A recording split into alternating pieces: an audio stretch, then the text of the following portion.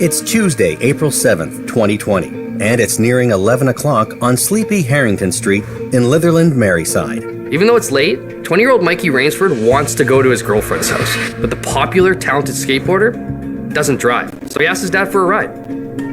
Michael Sr. chats with his son in the kitchen as the two get ready to go. Out of nowhere, a loud bang and the sound of shattering glass tears into the evening air. We were running, we were breathing, we were terrified. We were so scared, there is no word to describe. Somehow, young Mikey has been shot in the back, and in the blink of an eye, he's bleeding to death in his father's arms. It's a living nightmare, and impossible for Mikey's father to wrap his head around. And we had hold of each other, but we were just holding on to each other.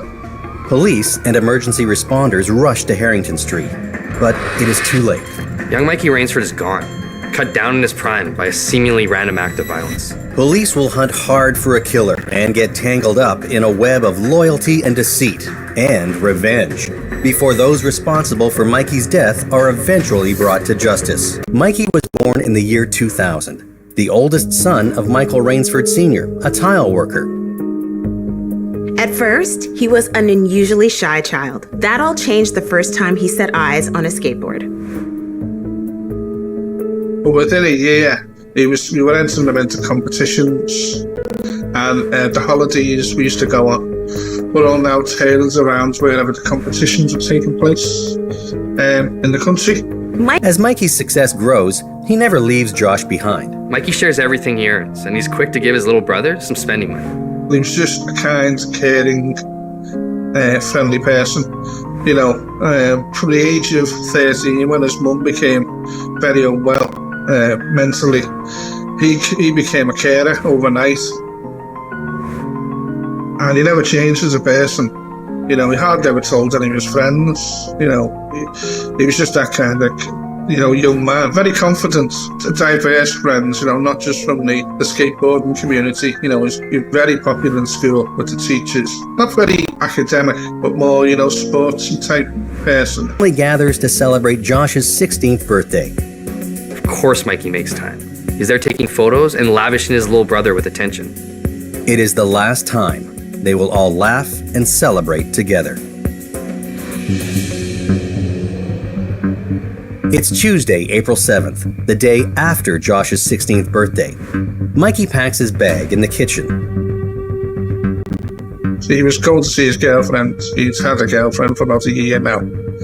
And he was seeing her most nights, and he just finished a college course as well. Mikey asked his dad for a ride, but it's already after 11. His dad wants to get to bed. And I walked out into the kitchen, and I said, are you going to be long, or how long are you going to be?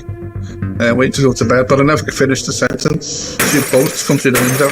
Just the loudest and the most ferocious noise I've ever heard in my life. And we had hold of each other. We were just holding on to each other because I now realised that Michael had been hit by those bullets that had come through the window. And I lost it. Josh hears the gunshots and comes running. He dials 999 and the call comes through at 11:10 p.m. Emergency services can hear Mikey's dad in the background. Josh is yelling that they don't know if they're safe in the house, and he's worried whoever shot into the kitchen may come back. I was screaming so loud to help us to come here as soon as you can. They were asking us to see where the bullets, where there was any wounds anywhere. We could only see one in his chest, and we could see one in the back.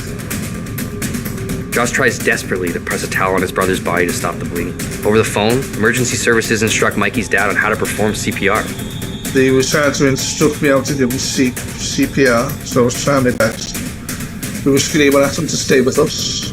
He made this noise, a roar, and it was a roar of somebody who didn't want to die. And then his face just went grey, his eyes rolled back.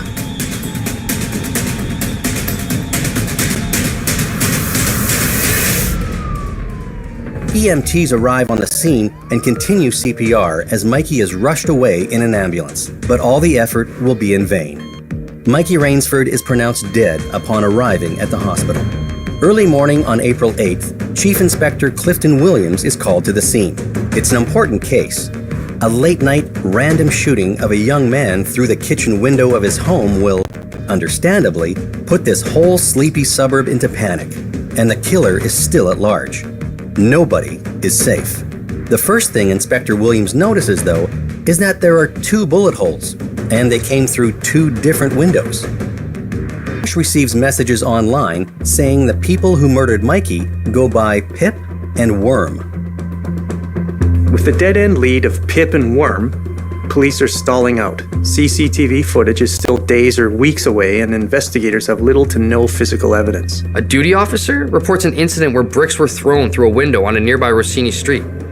It is a place the Merseyside police know all too well. The home of James and Michael Foy. The Foys were well known to the police, and so was the property they lived in. So they would always look up the street when they went past to see if there was anything going on inside. The Foy brothers are well known to local police. At only 19 and 22, they both have long rap sheets. Younger brother James has been picked up for various misdemeanors and is under investigation for possible links to a handgun seized by police the previous March. Older brother Michael has already served time, convicted in 2017 for selling heroin to an undercover officer. He goes by the alias Lil Wayne. In addition to their lengthy criminal records, the Foy brothers are tied to a larger criminal element in northern Liverpool. Michael Foy is a well-established member of the Lineker Young Guns, a local street gang, and his younger brother James has recently joined. The young Joyce Smith, the Foy's mother, is used to having police come to her door. Joyce is usually confrontational and even aggressive. But when a patrol car pulls up to her house to inquire about a smashed window, she's more subdued this time, agitated and visibly nervous. Ms. Smith explains that bricks came through her front window at around 10:15 p.m., almost striking her. This is just an hour before the shooting of Michael Rainsford. Rossini Street is only 2 miles away from Harrington. Maybe these 2 incidents are related, but there is nothing that connects the Foys to Mikey Rainsford. As Chief Inspector Williams and his team struggle to find the link, Josh Rainsford is sent another clue from a Snapchat user. Josh is now receiving dozens of messages on Snapchat and Instagram every hour. Mostly, it is friends and members of the community sending notes of sympathy. But one post stops him cold in his tracks. The Snapchat post is a photo taken from the back of an electric bike. It also has a written message. Tell your mar, duck. Don't use bricks. Bang, bang. The message comes from an account with the username Pip. After popular and well-liked Mikey Rainsford is unexpectedly gunned down in his own home, police investigate well-known gang affiliates James and Michael Foy. In addition, Mikey's little brother Josh is shown an ominous Snapchat message posted moments before his brother was shot. And it was all about this bike and this comment, this Snapchat message. Tell your ma, don't use bricks. Bang, bang. We didn't know anything about bricks, but we found it weird that there was these 2 bang, bang emojis. So that was passed over to the police.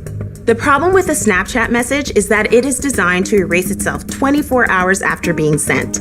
That's the whole gimmick. So now it is a race against time to find who posted the message. The UK leads the world in CCTV cameras. The country has installed closed-circuit televisions in almost every public space since the 1970s. It's hard to go anywhere in Great Britain without being filmed. Police have over 2,000 hours of footage to pore over. Finally, they find what they're looking for. It's 2 males on an orange electric bike. And it's clear as day. The riders are James and Michael Foy. It's a big step forward. This CCTV footage puts the boys in the area at the time of the shooting, but it doesn't place them on Harrington Street itself. Although suspicious, riding around your neighborhood doesn't make you a killer. This could all amount to nothing. But added to the CCTV footage is some phone data that indicates the Foys used service from cell towers in Litherland, and the Snapchat message alluding to bricks, hinting it may have to do with retaliation of bricks being thrown through their mother's window prior to Mikey's murder. Police have enough circumstantial evidence to consider James and Michael Foy as prime suspects. With the puzzle pieces starting to come together, Chief Inspector Williams creates a timeline of events. Approximately 10:15 p.m., a brick is thrown through the front window of the Foy house on Rossini, then 2 more. Then, a threatening Snapchat message is posted by Pip. There is more than enough time for the Foys to have made their way to Harrington from Rossini, especially if they were riding an electric bike. At 11:07 p.m., 2 shots are fired into the Rainsford kitchen on Harrington Street in Litherland. Police believe that immediately after the bricks come through Joyce Smith's window, she called her son Michael. James Foy can be seen riding an orange bike alone on CCTV footage just after 10:15 p.m. A few minutes later, another camera shows her brother Michael riding with him in the direction of their mother's house. The speculation is that the two brothers go together to check on their mother. Michael and James Foy are gang affiliates, and this type of attack reeks of gang action. Where they lived, bricks are being thrown through the window.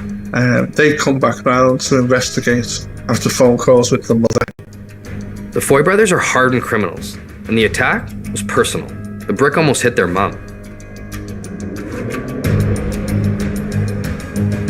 There is still no physical evidence, but the timeline is firm. At around 10:40 p.m., CCTV cameras catch the boys riding together on an orange Sur-Ron bike. They're heading in the direction of Litherland. Pip posts a message while riding towards Litherland. Tell your mar, duck. Don't use bricks. At 11:07, 2 shots are fired into the Rainsford's kitchen. Both bullets strike Mikey Rainsford. At 11:10 p.m., Mikey's brother Josh calls 999. Moments later, CCTV cameras show the orange bike heading back in the direction of Rossini Street. It all adds up, on paper, but there's still one glaring piece of the puzzle missing. Why was Mikey Rainsford targeted? Police can find no meaningful connection between Mikey Rainsford and the Foys, and Mikey Rainsford has no gang affiliations. But a motive isn't necessary yet. On the evidence they have so far, law enforcement feels there's enough to bring the Foys in. On the morning of April 9th, less than 48 hours after Mikey was shot, James and Michael Foy are taken into custody. Joyce Smith argues with the arresting officers and insists her boys are innocent. She says it's a police setup and that her sons are being unfairly accused. But it doesn't matter. The boys are headed downtown. The Foys are now in custody, but there's still no physical evidence to tie them to the shooting. It's a big risk for investigators to arrest the brothers without a solid reason to keep them there. Police scour the Rossini Street house looking for any sign of the orange electric bicycle. And they absolutely turn the house upside down looking for a gun. It's nowhere to be found. Although police have James and Michael Foy right where they want them, for now, it's looking more and more like these suspects could slip right out of their hands. It's not looking good for the police to keep the Foy brothers in custody without a stitch of direct evidence connecting them to the crime. CCTV footage places James and Michael Foy in the vicinity of Harrington Street just moments before Mikey was shot. But neither the electric bicycle or the handgun used in the murder are found in the Foy home on Rossini Street. As officers scour the Foy's home, James Foy is questioned about the unusual Snapchat message. He says he knows nothing about it. It should just be a matter of going through James' phone to prove that he was the one who made the post. But Chief Inspector Williams faces another roadblock when James Foy explains he unfortunately lost his phone just one day earlier. And James isn't the only one. Michael Foy and Joyce Smith both also claim to have lost their phones as well. What a coincidence! When data records are checked, all 3 cell phones are shown to have dropped out of service just 24 hours after Mikey Rainsford was gunned down. Without their physical SIM cards to analyze, the chances of linking James directly to the Snapchat post are slim. Police are still sitting only on circumstantial evidence. Their best hope now is to keep talking to James and Michael and see if they can trip them up on their stories or catch them in a lie. The chief inspector starts by asking Michael about his whereabouts on the night of April 7th, 2020. He initially says he was out with his girlfriend. At first, he even denies that his mother called him to tell him about the bricks going through the window. When questioned about the CCTV footage, James tells a different story. He says he was actually out with Michael looking for materials to repair the damaged window. While Michael, shown the same surveillance footage, denies it's even him and his brother on camera. He says he knows nothing about the orange Sur-Ron bike. But Detective Williams has a surprise up his sleeve. Officers recovered a receipt from the Rossini Street house, and it's for the sale of a Sur-Ron bicycle for £3,000. Williams knows it's a bluff. The receipt is another piece of circumstantial evidence and isn't enough to hold up in court. But the Foy brothers have been caught in a lie.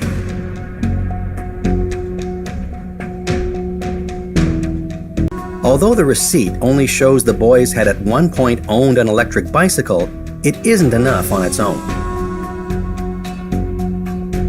Except for one detail that links it to the Snapchat post.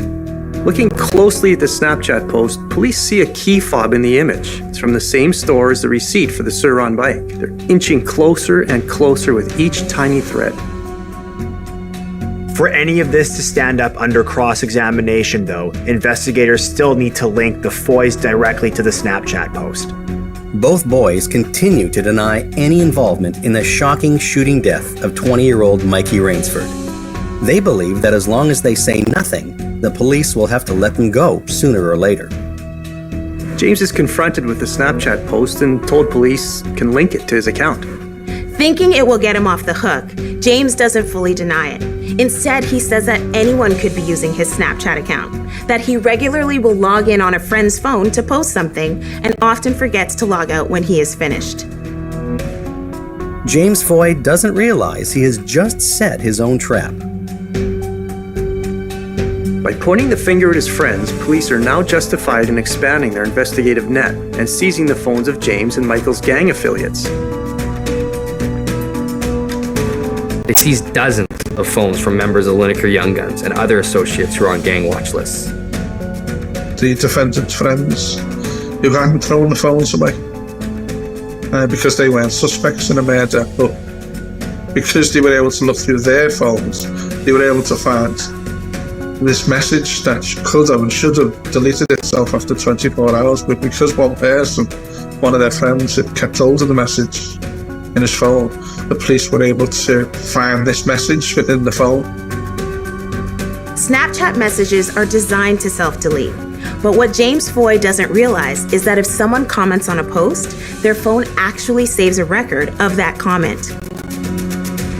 And sure enough, in the phone belonging to a friend of James, they find the Snapchat message posted by James Foy's account. The comment was made at 10:56 p.m., 11 minutes before Mikey was gunned down. But that isn't the only phone police have seized. They've also taken the phone of the Foy's uncle, Craig Johnson, and here they discovered photos of an orange Sur-Ron bike stored in Craig's garage. The pictures are dated April 11th, placing the bike on their uncle's property 4 days after Mikey was shot. The text was sent on April 12th and alludes to Van Man making a visit to Craig Johnson's home. The pieces are slowly starting to come together, and the puzzle is finally starting to take shape. Police are investigating the shocking murder of 20-year-old skateboarder Michael Rainsford, shot twice through the window of his home on April 7th, 2020. They've arrested 2 suspects, brothers and gang members, but so far they have limited evidence to keep them in custody. After a misstep by suspect James Foy, officers expand their reach and seize cell phones belonging to the brothers' known gang associates. A time-stamped comment from 10:56 p.m. on April 7th confirms that it was James Foy's Snapchat account that posted an ominous warning that night. Tell your mar, duck. Don't use bricks. Photos are also found on the phone of Craig Johnson, the Foy's uncle, showing an electric bicycle, just like the one witnesses saw outside the Rainsford home, stored in his garage. With this new evidence, 3 more people are brought in for questioning. Chief Inspector Williams has photos that imply Craig Johnson is hiding evidence. Now it's time to try and catch him in a lie too. From the start, Johnson's story is a mess of contradictions. First, he says he never talked to the boys the night of the shooting. Then he says the Foys stopped by his home looking for boards to replace the damaged window. Then he says again he never saw them the night of April 7th at all.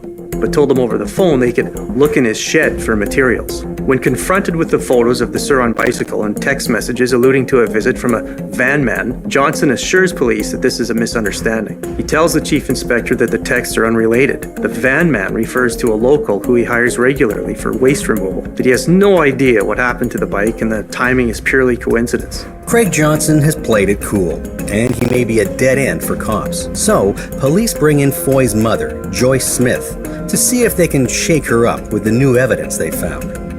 But Joyce Smith immediately paints a picture of hostile treatment. She is adamant that her sons are not involved and says it's always been her boys against the world. Prosecution, but unfair persecution. Joyce insists this is just another case of police rounding up the usual suspects. She claims they have no evidence and that her sons are good boys, turning their lives around. Joyce is quick to point out that since leaving prison, her son Michael even went into a treatment program, got a job, and has not violated his probation. Detective Williams can't deny it's a good argument from a loving mother, and one he can't refute.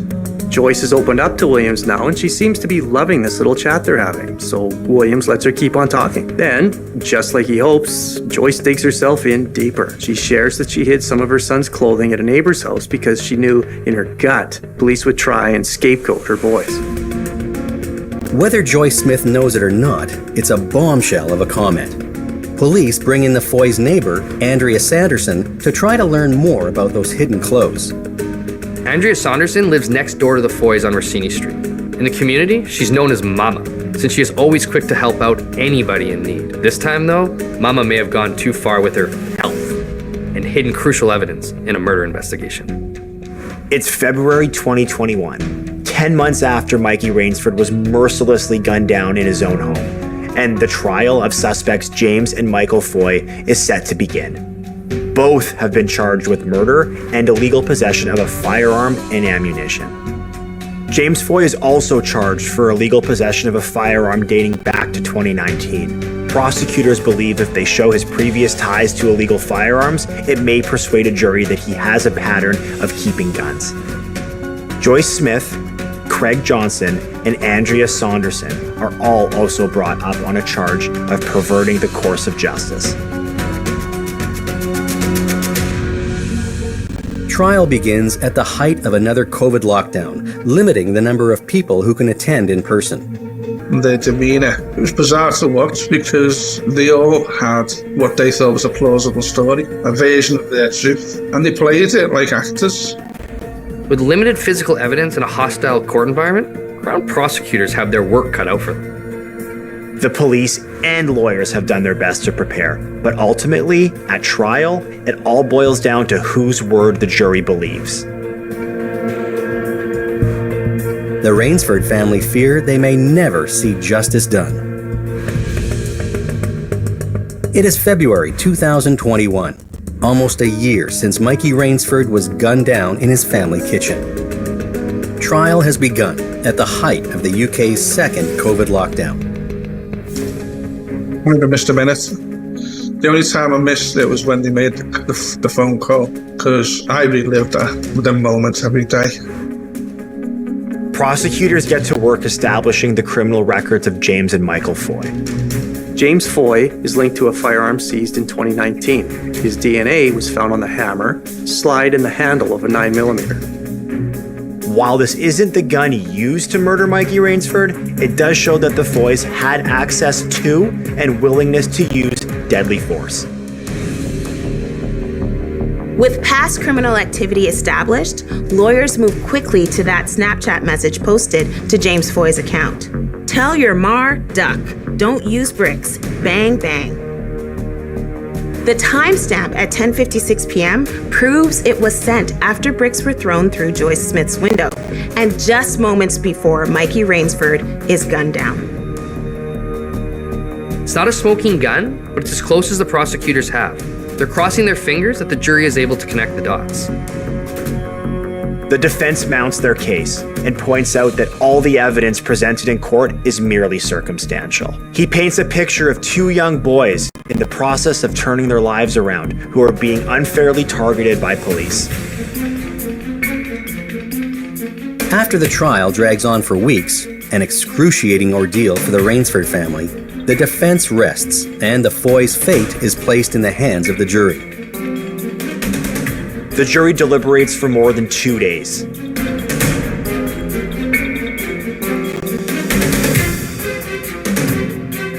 And while they tried their best to portray themselves as innocent victims, the jury was not fooled. James and Michael Foy are found guilty of murdering 20-year-old skateboarder Mikey Rainsford. Before the judge hands out sentencing, James Foy asked to address the court. James Foy, the younger of the two, turned around to his barrister and said, telling them, I fired the shots that killed Michael. It's a chilling and unexpected shocking blow for the family of Mikey Rainsford.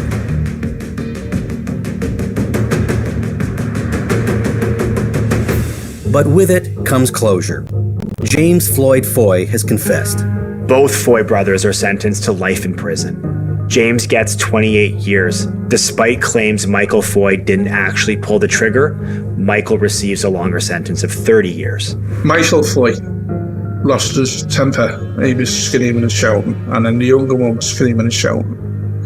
And he looked over at the family, Michael Foy, and he said, I'll be out in 20 years.